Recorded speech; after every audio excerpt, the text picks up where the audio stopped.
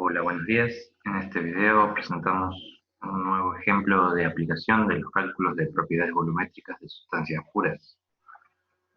En este caso tenemos un recipiente rígido que se llena hasta la mitad de su volumen con metano líquido en su punto normal de ebullición, es decir, 111.4 grados Kelvin. Luego, el recipiente se cierra y el sistema se equilibra térmicamente con la atmósfera, que se encuentra a 25 grados centígrados.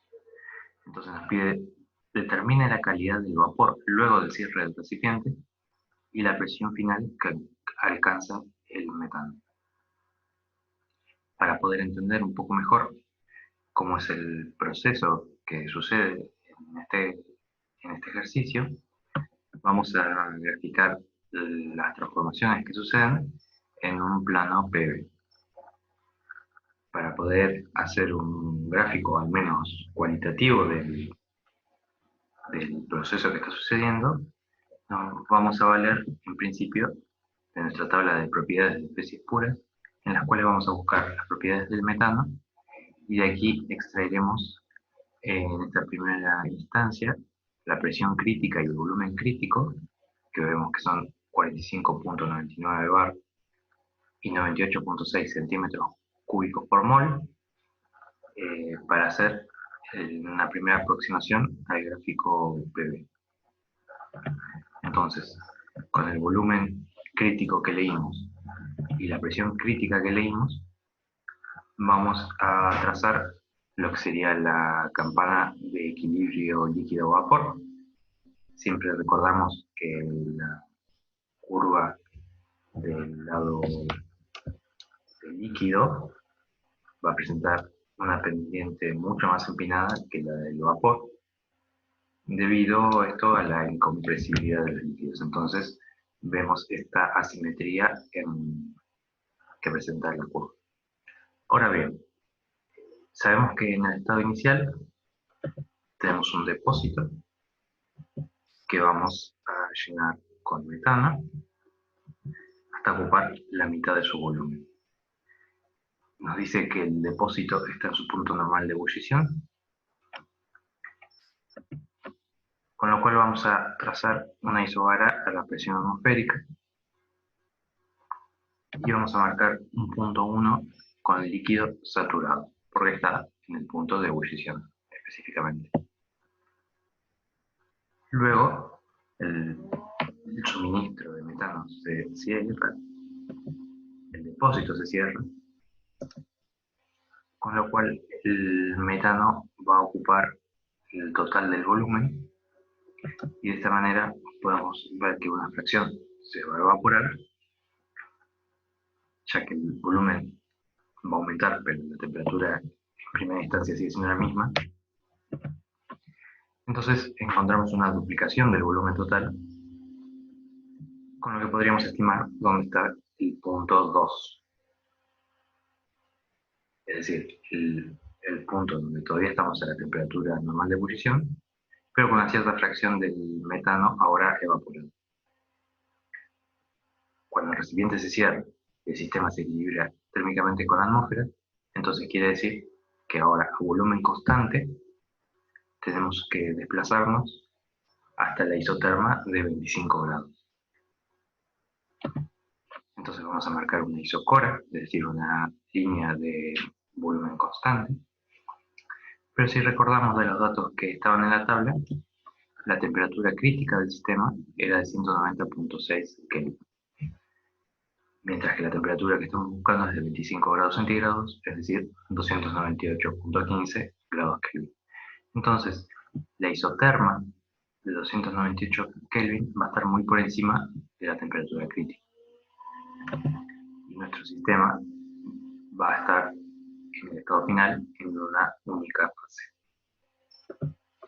donde se intersecta en la isocora que habíamos marcado previamente con nuestra isoterma de 298 Kelvin, vamos a encontrar nuestro punto final, nuestro estado 3.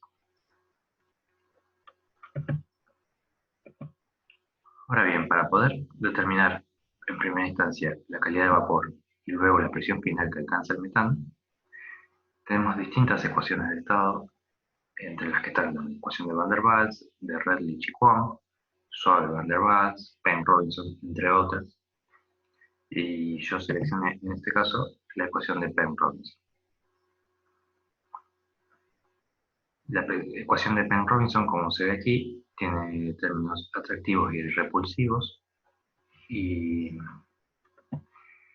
va a estar determinada por los parámetros A y B, que son modificaciones a los parámetros A y B originales presentados por Van der Waals, pero a su vez introduce este factor alfa que le da una dependencia al factor A, tanto con la temperatura a través del término de temperatura reducida, como con este factor M que incluye la dependencia con el factor acéntrico. La ecuación de Penn-Robinson puede expresarse también de forma de ecuación cúbica en el volumen, que va a ser la que finalmente utilizaremos para resolver cuando necesitemos buscar un volumen molar. Volvemos a la tabla y buscamos en este caso los valores de factor acéntrico, de temperatura crítica y presión crítica.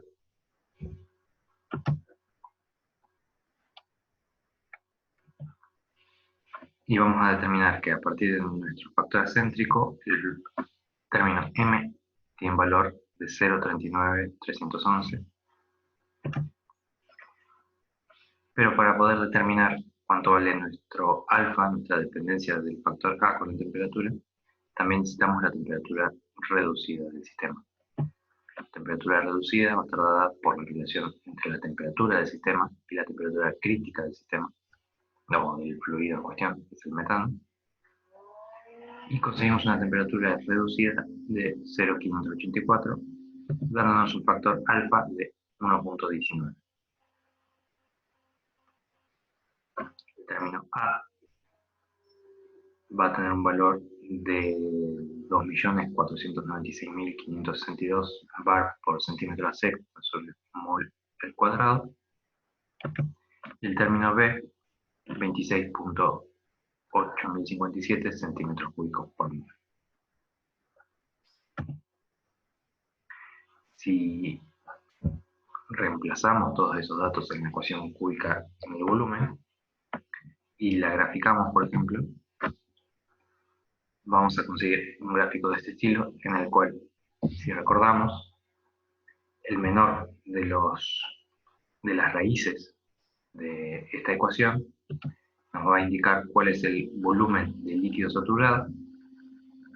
En este caso tenemos un valor de 33.719 centímetros cúbicos por mol.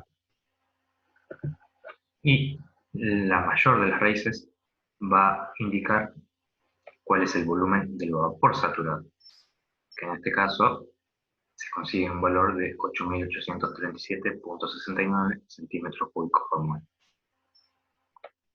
Recordemos que la raíz intermedia del sistema la vamos a descartar, no va a tener un sentido físico para nosotros.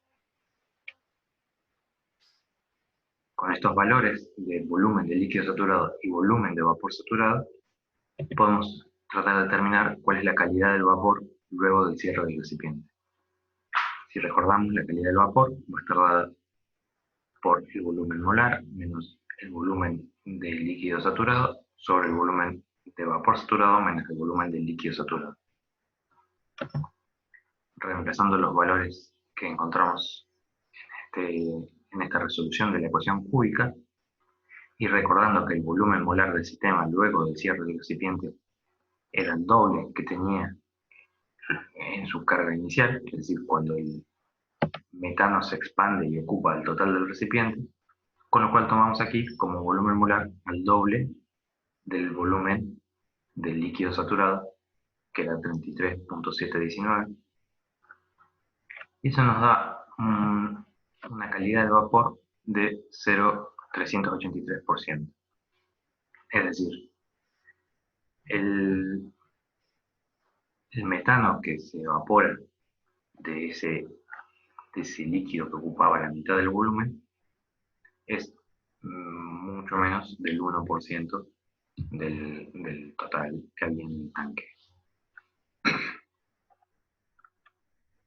Ahora bien, para determinar la presión final que alcanza el metano, recordamos que tenemos que movernos ahora hasta la isoterma de 25 grados centígrados, pero a volumen constante. Entonces volvemos a plantear la ecuación de Penn-Robinson y vamos a ver que el término M sigue siendo el mismo de antes, solo depende del factor acéntrico, que es una constante para nuestro fluido, pero el término alfa tenía la dependencia con la temperatura, que vamos a tener que buscar cuál es. El término A y el término B siguen siendo también los mismos de antes, porque solo dependen de las propiedades críticas del fluido en cuestión. La nueva temperatura reducida ahora, cuando nos movemos hasta 298.15 Kelvin, es de 1.564, lo que hace que se reduzca el factor alfa hasta un valor de 0.81. Reemplazando todos estos parámetros dentro de la ecuación de Penn-Robinson, podemos encontrar cuál es la presión final del sistema. Y para eso vamos a usar el volumen molar que habíamos dicho que tenía el sistema luego de que el recipiente estaba cerrado, y la ecuación de Penn-Robinson despejada en presión, como la habíamos expresado originalmente. Tenemos todos los datos para reempezar aquí, así que directamente podemos obtener cuál es la presión final del sistema, que va a ser de 337.56 bar, que es un aumento muy considerable con respecto a la presión original del sistema, que era de 1 bar. Así que cuidado en este tipo de casos, cuidado con los sistemas de seguridad que tenga el recipiente, ¿sí? Porque es un aumento muy grande de la presión. Y esto se da siempre que nos salimos a volumen constante, nos salimos de la campana de equilibrio líquido-vapor por encima de la temperatura crítica, pero por debajo del volumen crítico. Eso produce aumentos muy grandes de la presión del sistema. Bueno, esto es todo en este ejemplo. Saben que ante cualquier duda pueden escribirnos en el aula virtual de la materia.